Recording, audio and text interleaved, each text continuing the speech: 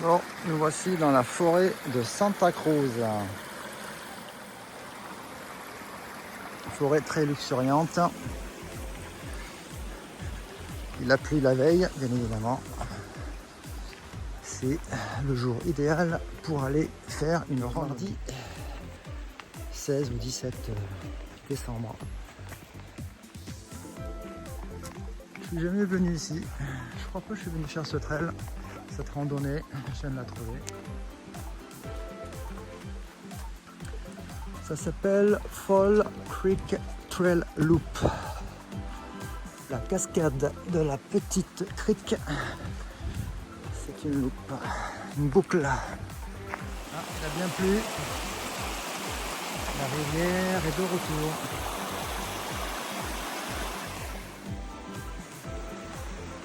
La forêt elle est bien luxuriante et l'air bien vivifiant.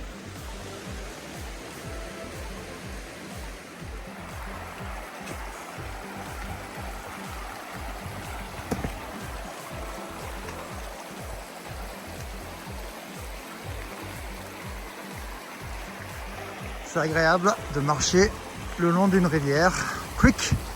Voilà, c'est pour ça qu'il appelle la boucle Fall Creek. Ça repose, ça relaxe. Surtout qu'on est en milieu de semaine. Il n'y a donc pas grand monde, en espérant. Donc on est censé arriver à une espèce de vieille mine. On verra dans le temps ce qu'il faisait. Il y avait des mines.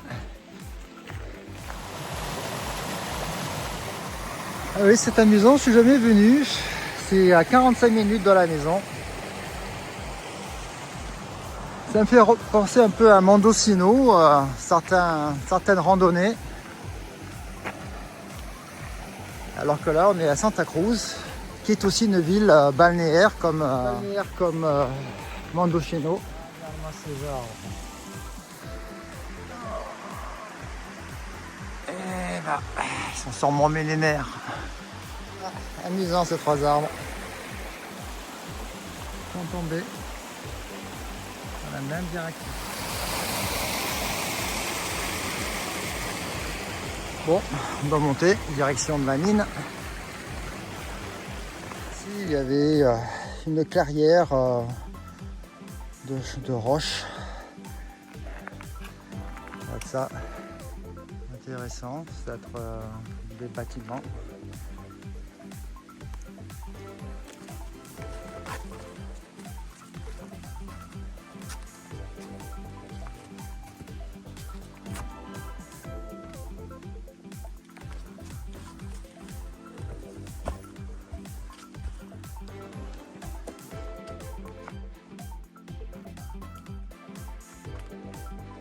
Ils devaient stocker les rochers ici, je sais pas. Nous allons à Big Bend Trail, c'est dans la boucle. Il faut monter là-haut. On se dit que nous sommes dans le Henry Cowell State Park. Nous allons en direction de Big Bend Tree. Donc sur les hauteurs, partie ensoleillée, c'est assez agréable comme randonnée. Un petit corbeau. Bon, en direction de Big Bend Tree. J'ai enlevé une couche parce que bon, il commence à faire chaud là. On est quand même monté, une belle montée il y a eu. Et maintenant on se retrouve sur ce plat qui est pas bien, qui est bien quoi, pour se reposer. Et c'est vraiment très calme. C'est vraiment assez majestueux cette forêt. Il n'y a personne. Je connaissais pas, je me répète. Après toutes les années, je ne connaissais pas. C'est pas que j'ai manqué grand chose non plus. Hein. La végétation, la topologie des terrains ici est un peu la même. Hein. Mais c'est un coin tranquille. 45 minutes dans la maison, en fait. Et c'est Santa Cruz, ça veut dire que la plage de l'entrée de la randonnée, la plage est à 20 minutes. Donc voilà. Santa Cruz, c'est un coin sympa. Ça, c'est l'équivalent de Mendocino. C'est cool. Voilà. Des arbres très très hauts. Si ces arbres pouvaient parler, ils pourraient nous dire quels étaient nos ancêtres. Bon, petit passage coupé par un arbre tombé.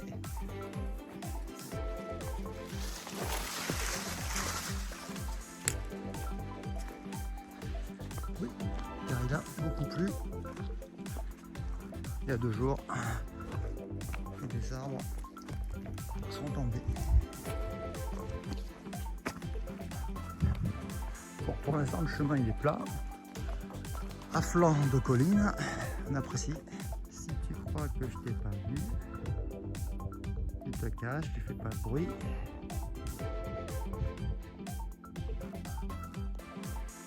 Coco!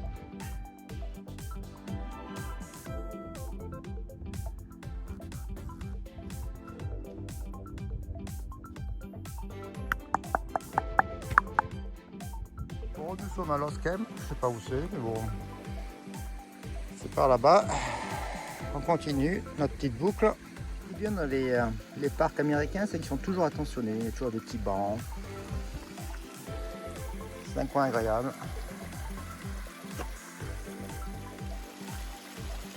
Nous y sommes, Big Ben Tree.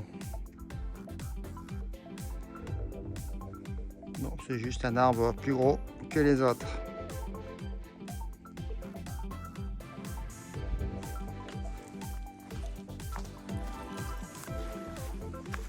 Oh, ça a brûlé. Ben a brûlé. Il n'y a plus qu'à redescendre. Hein. Par là. Bon, ben là c'est que de la descente, hein. C'est une grande boucle. On va revenir au niveau de la rivière, là, une petite rivière qu'on entend. On a droit à traverser la rivière, cross the river.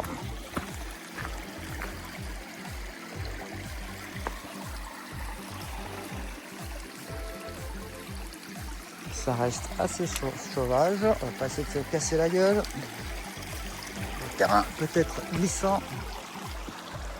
Bon, parlant du terrain, il est où? Le chemin il est là, je crois. Oula, ça a bloqué là.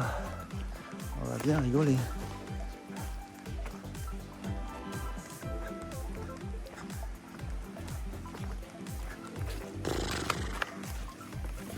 Oh, du ce bordel. Ça peut le faire. Quand on a de grandes jambes, ça le fait. Bon, ben c'est vraiment une balade sympa de longer la rivière, la creek. Là, le chemin il descend là. Il va revenir presque à l'entrée au départ, quoi. C'est une belle boucle. Voilà, quand il n'y a pas de clients au boulot, bah, c'est pas compliqué, on sort. On va faire une balade dans la forêt, s'oxygéner, l'air est vivifiant. La forêt est bien luxuriante, bien verte. Ils disent que pour faire la boucle, il faut 4 heures. Bon, je pense que en marchant normalement, en 3 heures, c'est torché, quoi.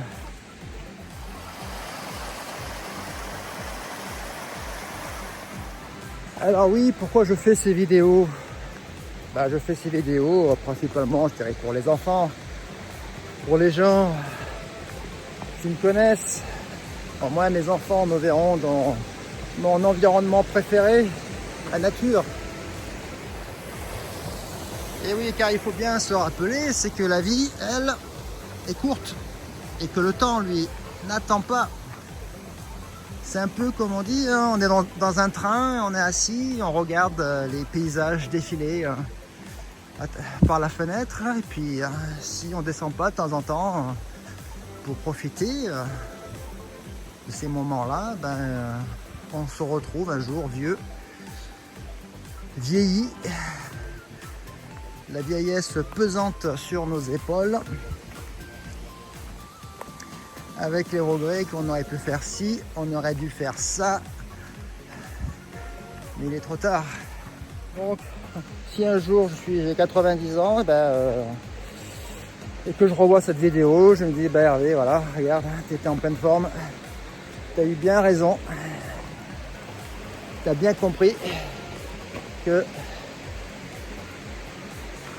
La vie, il ne faut pas attendre, il faut la saisir. Il faut la saisir la vie, il faut les saisir les moments de vie.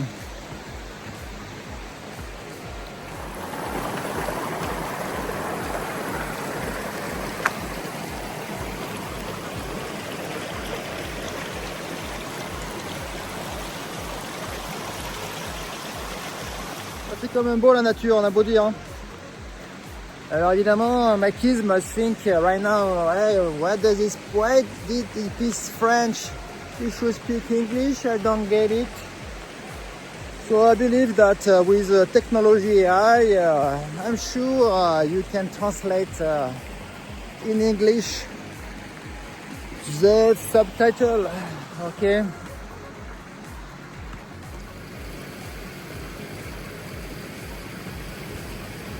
C'est quand même un endroit sympa.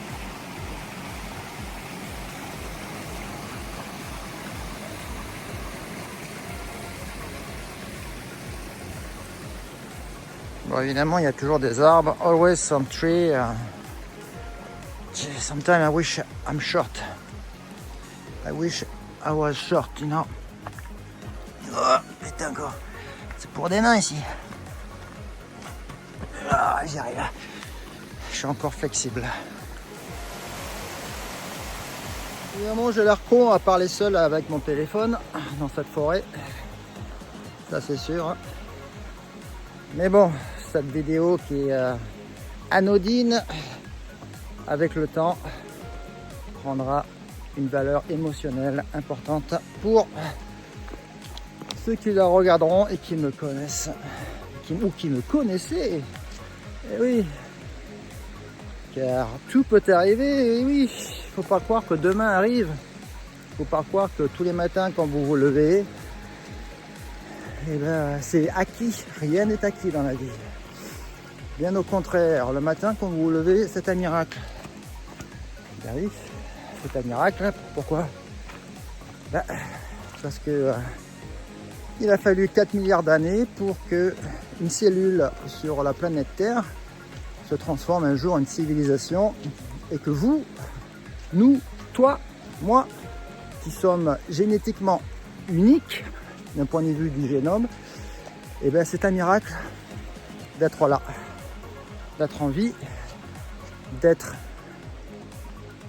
un être pensant avec une raison et une conscience. Et oui, car nous êtres humains, Homo sapiens, nous portons la connaissance de l'univers. C'est-à-dire que, ben, apparemment, on est les seuls. On serait les seuls dans tout l'univers. Hein. Au moment où je vous parle, ça veut donc dire que, ben, qu'un jour, dans 200 ans, 300 ans, quand on va disparaître, Homo sapiens, probablement, hein, ça va pas durer. Hein. Vu comme c'est parti avec les guerres, les pandémies, les changements de climat, et surtout la fin de la vie sur la planète, hein, car évidemment la vie est en train de mourir, et qui dit on va suivre, hein, et bien ça veut dire qu'un jour, et ben nous, l'être humain, si on avait la connaissance de l'univers, hein, c'est pas les dauphins qui ont la connaissance de l'univers, c'est nous, l'être humain, ben, on emportera dans notre déclin l'existence de l'univers, et voilà. Donc c'est ça le sens de la vie, si vous voulez.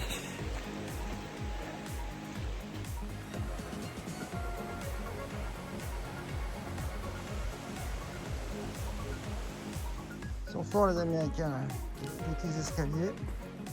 Et il faut repasser sous les troncs d'arbres. Tous ces troncs qui se sont écroulés.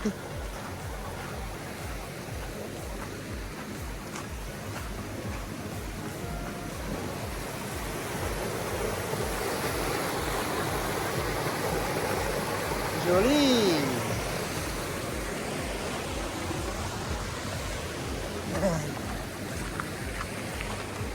C'est un peu le parcours du combattant ici.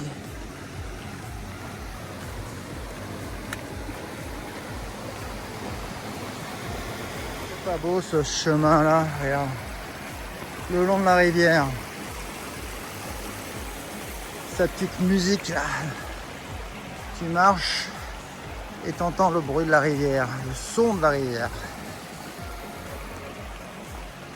La nature, c'est dans nos gènes. Évidemment, on a été des singes, nos ancêtres, les Australopithèques.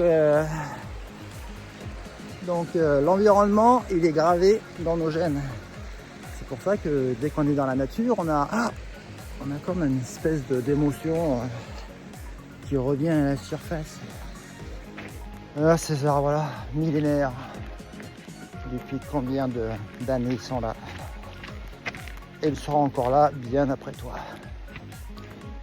Car toi, dans 100 ans, plus personne ne se rappellera de toi. Bah oui. Qui se rappelle des arrière-grands-parents? Personne. Et même si j'ai des petits enfants, est-ce qu'ils vont vraiment regarder ces vidéos en disant ah ouais, c'est mon ancêtre, mon arrière ou arrière-grand-père? Rien à branler.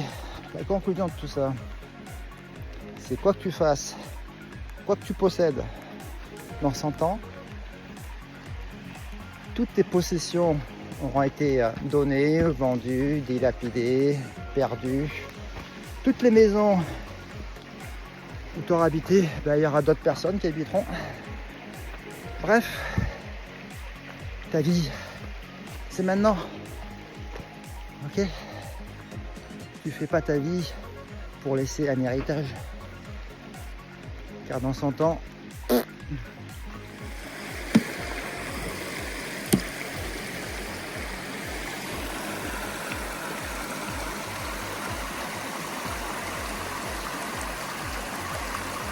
pour revenir sur Bennett Creek Trail.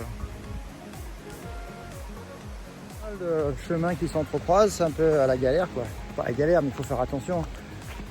Parce que si on prend un autre chemin, ça va nous éloigner du parking. Bref, faut y aller doucement.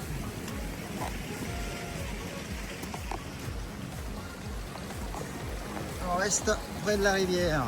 Ça, c'est une règle fondamentale du bivouacking. Si vous êtes perdu, dans la nature, il faut rejoindre la rivière. Tout le temps. Je sais pas à vous, mais moi ça m'émerveille, moi. Ces petites criques là. Ah, moi ça. C'est sympa. Ah, on va traverser là. On va essayer de pas se casser la gueule. Attention, ça peut être glissant.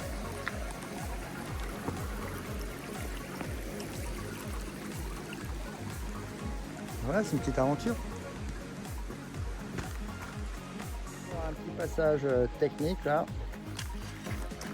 C'est bien d'être grand des fois. Hop, hop. Et d'avoir un équilibre.